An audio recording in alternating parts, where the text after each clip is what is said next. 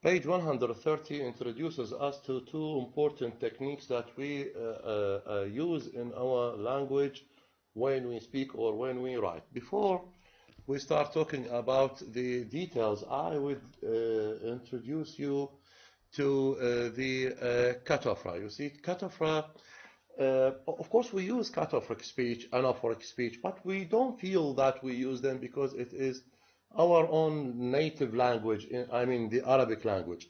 We use these techniques in our writing, in our speech, but we don't have, of course, the knowledge about the use of these techniques. We use them spontaneously. Now, cataphra is what is that word that we use in the beginning, and this word is going to be explained later in the same context. Now, the book says a cataphra reverses the antecedent anaphoric relationship. It means what? By the beginning with a pronoun like it. This is in English, of course.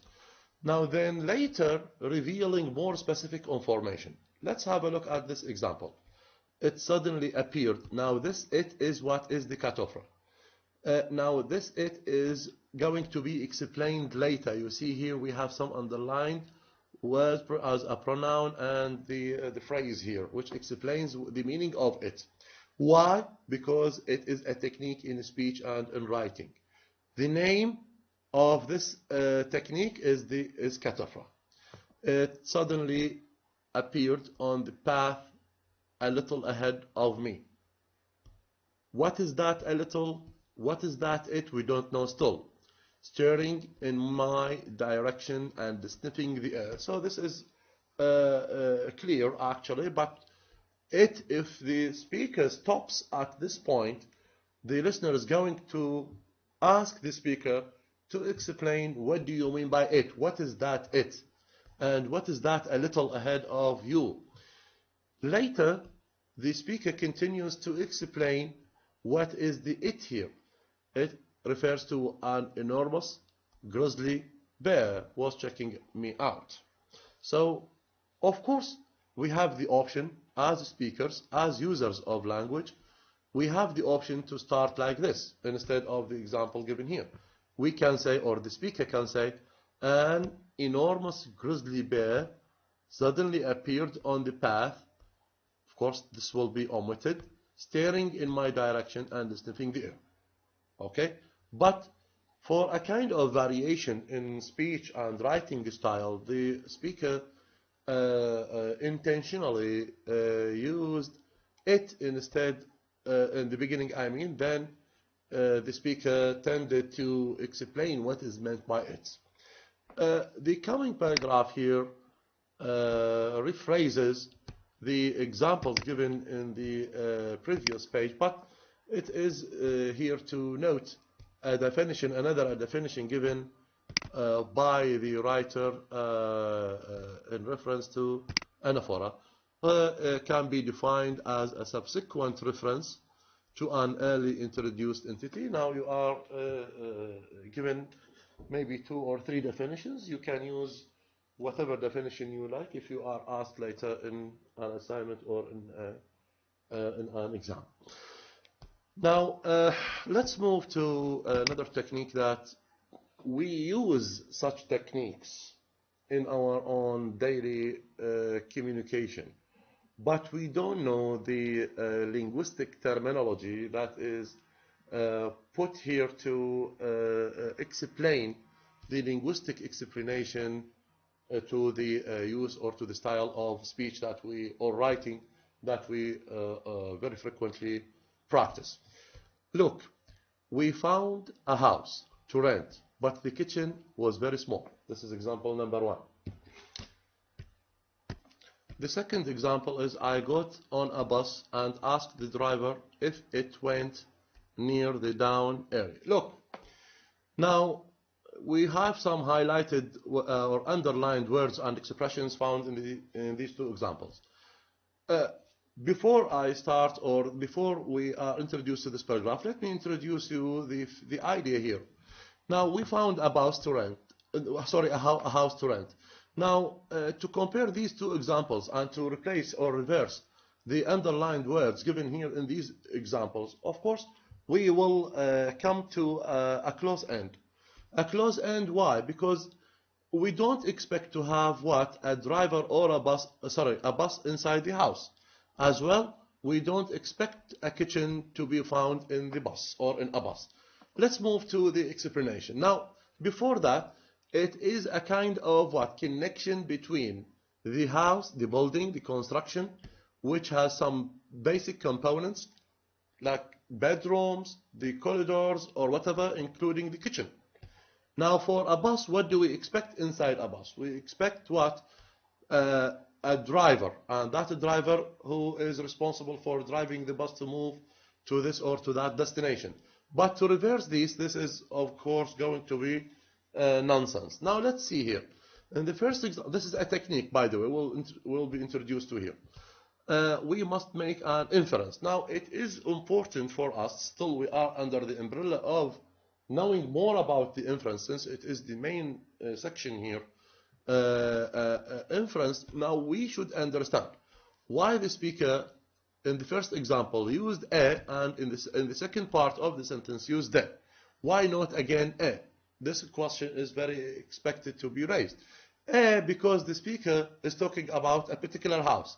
It is not that so important. It doesn't matter to know what is the house, but mostly important to know the story of the kitchen, which is very small. That's why the speaker was not so interested to rent that house, because the kitchen inside the house, not any kitchen, but the kitchen inside the house that he intended or she intended to rent. Now, this example on talking about what? A bus. And the driver, he asked the driver. We can't say I asked a driver, because if the speaker or the writer used a instead of the here, it means any driver found in the street. But particularly, that person or the speaker was talking about the driver of the bus that that went near the downtown area. So again, the explanation here, like if X is a house, okay, then X has got what? Definitely inside a house we have a kitchen, in order to interpret the connection. Now, as a listener, I have a reference, I have a connection between the house, which is in that house that this person or these people wanted to rent. And I understand again the driver who was driving or who was trying to or who was in that bus, where the one that I got in. Again, let's proceed. Between a house and anaphoric expression, the kitchen. In the second example, this one, we must make an inference. We must understand. Like, if X is a bus, okay, then the bus must have what?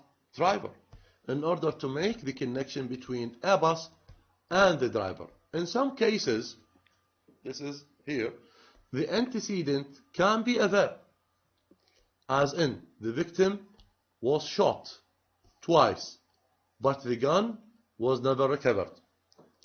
Here, the inference, what do we understand, is that any shooting event, any shooting action must involve a gun.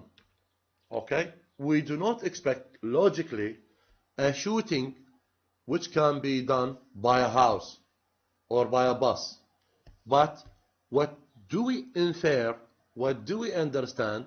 We don't need to ask what was the tool for shouting, because already we infer, logically we have things here in the mind that the event happened or took place by a usage of a gun. So we do not expect a book to shoot. We do not expect a laptop, a mobile, or whatever to shoot. We expect a gun for shooting. We expect a house to have a kitchen. We do not expect a house to have a bus. We expect a bus to have a driver. We do not expect a bus to have a kitchen inside. We expect shooting is done or was done by a gun. We don't expect the shooting was done by a house or by a bus. This is again let's say the completion story about the inference and how we sometimes use anaphoric or cataphoric style in our writing or in our speech. The section ends. We have used the term inference here to describe what the listener, you see, all the job is on the listener or the reader. When we talk about an assumption made by the speaker or the writer, we usually talk about the presupposition, and these 3 lines introduce us to what is the meaning of presupposition. Let's know more about presupposition now.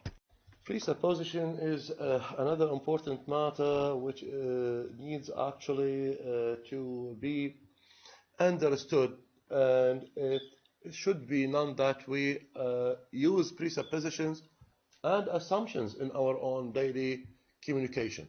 Now, presupposition means al-iftira. It means when you assume something.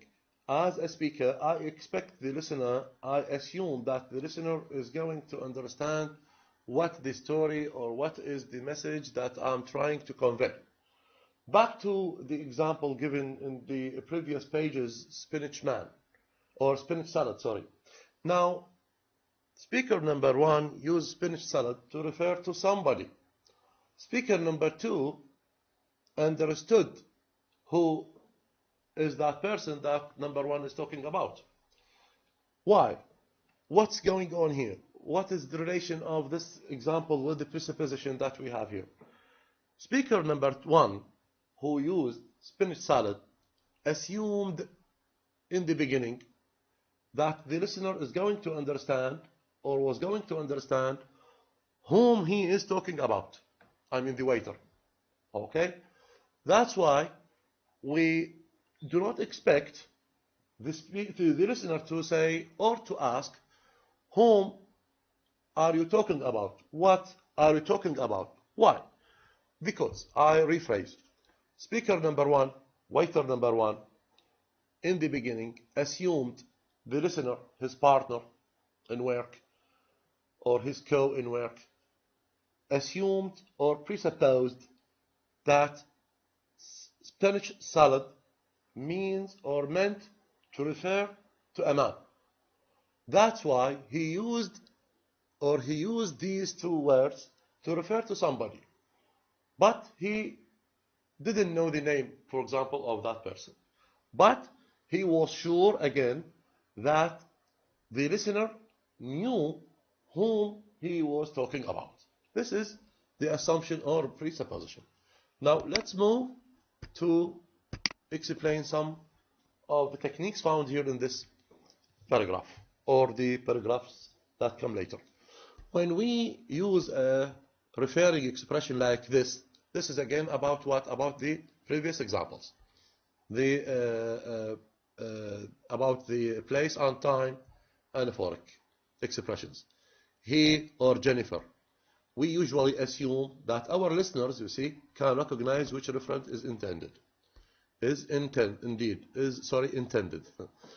Now, in a more general way, we design our linguistic message. This is very important. Now, we as speakers generate, linguistically speaking, practically, we design our linguistic message here in the brain on the basis of large-scale assumptions, right? It means that we have the ability to use the linguistic message, and this linguistic message is designed in a way which enables the listener to understand what is that message about what our listeners already know, you see.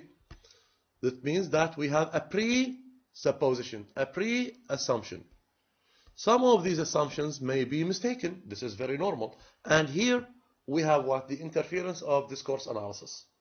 You see, this is a kind of connection between pragmatics generally with the pragmatics, because with the discourse analysis, because with discourse analysis we need what? To analyze the spoken or written form of a speaker or a listener, of course, but mostly they are appropriate.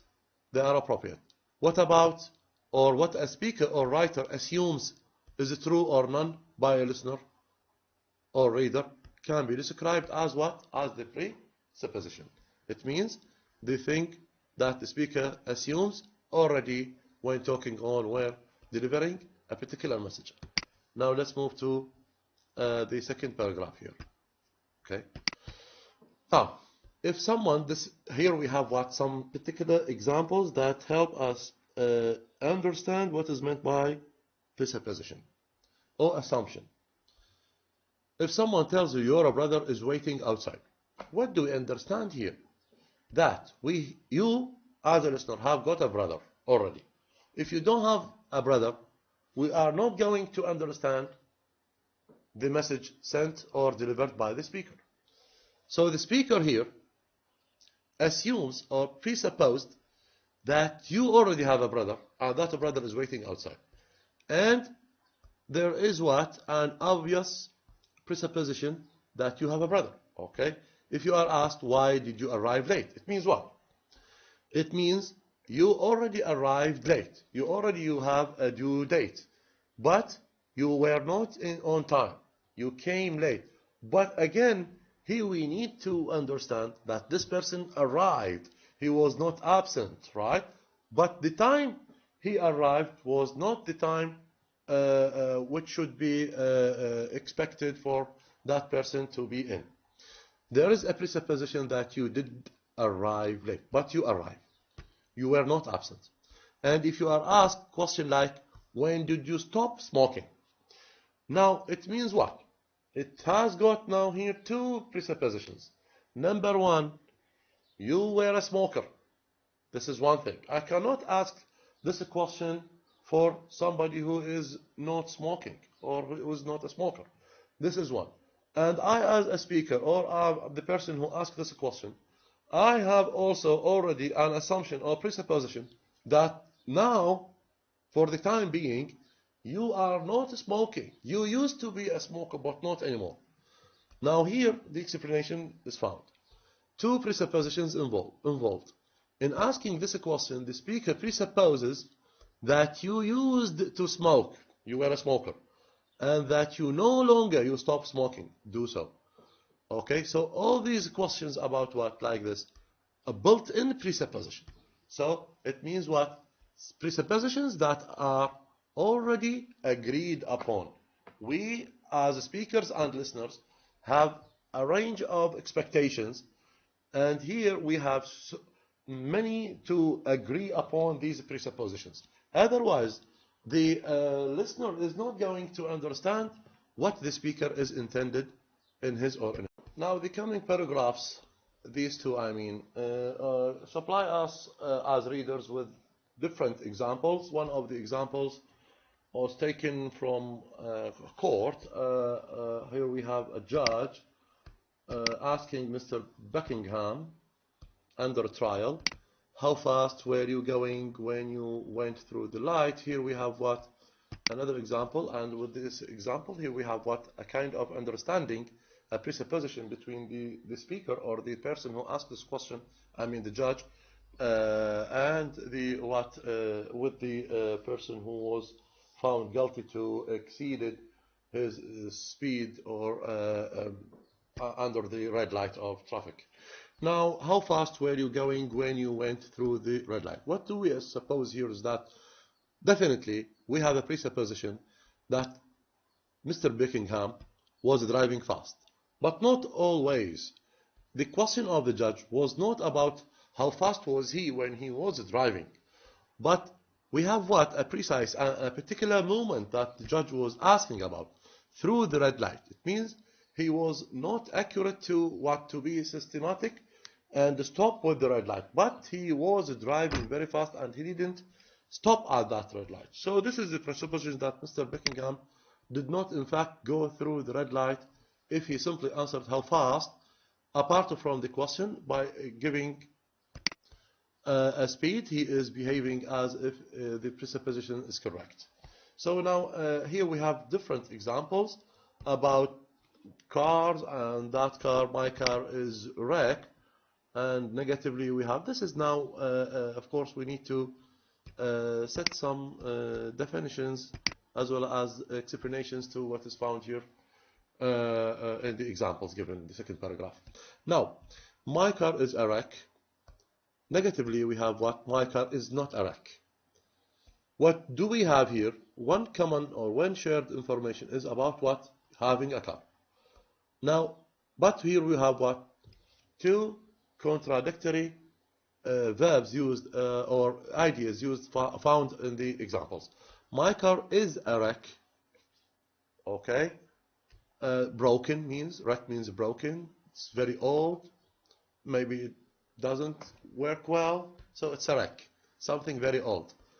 Or the negative version of this one is what? My car is not a wreck. Maybe it's new, maybe it's okay, maybe it's fixed or repaired, but it is not a wreck anymore. Now, the common factor or the common thing, the common idea between these two things is that that person has what? Has a car. However, the car, I mean the car, whether it is okay or not, this is here we have what? A contrast between the ideas. Let's see. The underlying presupposition, I have a car, means the person has a car, remains true. This is okay, despite the fact that the two sentences have what? Opposing meanings. Now, the idea here is talking about what? A wreck car. The idea here is talking about a good car. Okay? So here we have what? Two opposing ideas, right? So here we have two opposing ideas. But one thing is true is that that person has got a car. This is called what? Constancy under negation. Constancy under negation. Okay? So constancy under negation is found here in these three lines.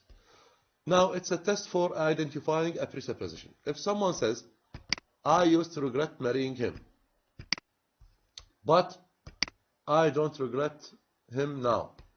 Let's have a look.